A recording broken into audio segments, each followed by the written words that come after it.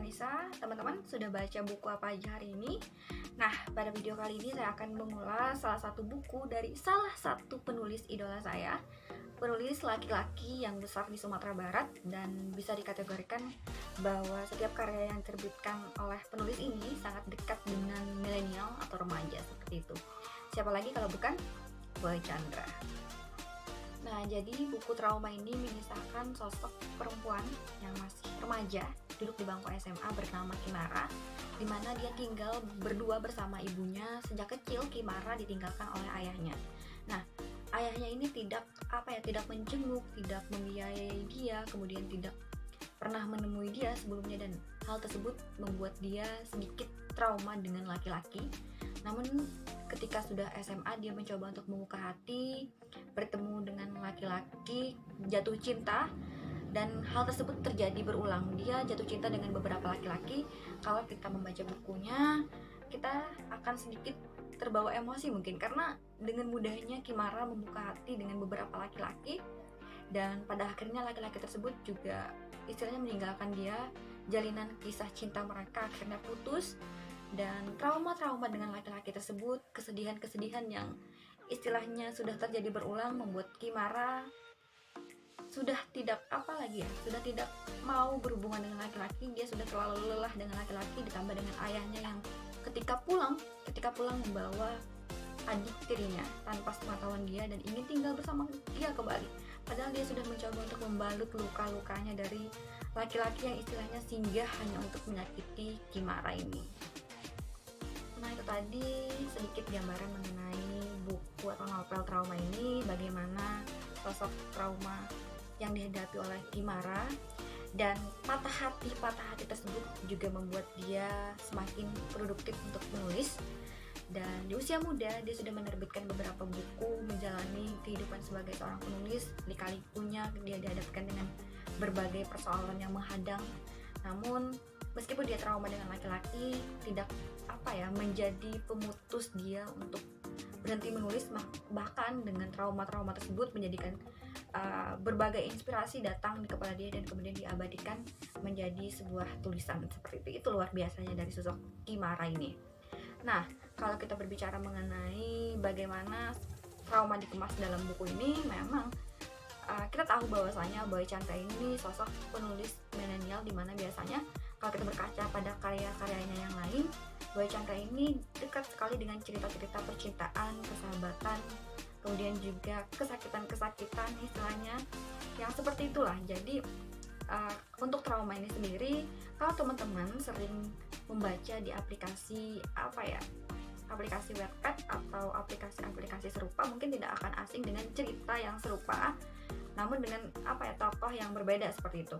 Tokoh yang istilahnya ditinggalkan oleh keluarganya, hidup sendiri, atau bahkan dengan beberapa anggota keluarga yang lain. Dengan kesakitan-kesakitan, dia bertemu dengan sosok laki-laki dan akhirnya ditinggalkan laki-laki itu, bertemu lagi dengan atau jatuh cinta lagi dengan laki-laki yang baru, kemudian juga ditinggalkan lagi, dan hal tersebut terjadi berulang. Akhirnya dia trauma. Mungkin teman-teman sudah sangat bukan sering ya, mungkin sudah beberapa kali menjumpai cerita yang serupa. Nah, di dalam novel Trauma ini sendiri ada beberapa bagian yang menurut saya menarik. Salah satunya adalah ketika Kimara berpacaran dengan laki-laki yang merupakan dia ini pelukis bernama Cory, dan ternyata Cory ini mempunyai masalah dengan mentalnya.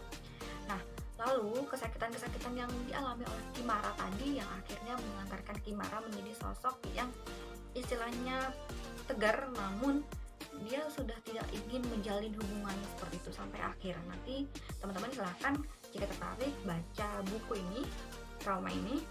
Nah, kalau kita lihat dari beberapa karya Boy Chandra yang lain, misal yang pernah saya baca, Sebuah Usaha Melupakan, pada suatu hari di 2018, kemudian Senja, Hujan, dan Cerita Yang Telah Usai, dan juga beberapa karya Boy Chandra yang lain, memang Trauma ini narasi atau ceritanya itu santai, maksudnya ceritanya mengalir saja. Kalau biasanya kan ada beberapa semacam kata-kata yang akhirnya mengena di pikiran kita. Misal setelah hari-hari berlalu, bulan-bulan pahit memulihkan diriku. Nah, ada diksi-diksi yang istilahnya membuat kita ingin mengulang kembali cerita tersebut atau ingin mengulang kembali membaca novel tersebut. Nah, kalau pada trauma ini memang ada, namun tidak sekental atau tidak sesering muncul di novel-novel Boy Chandra biasanya. Diksinya ya, pilihan katanya, bagaimana Boy Chandra mengemas alur dari ceritanya itu, seperti itu.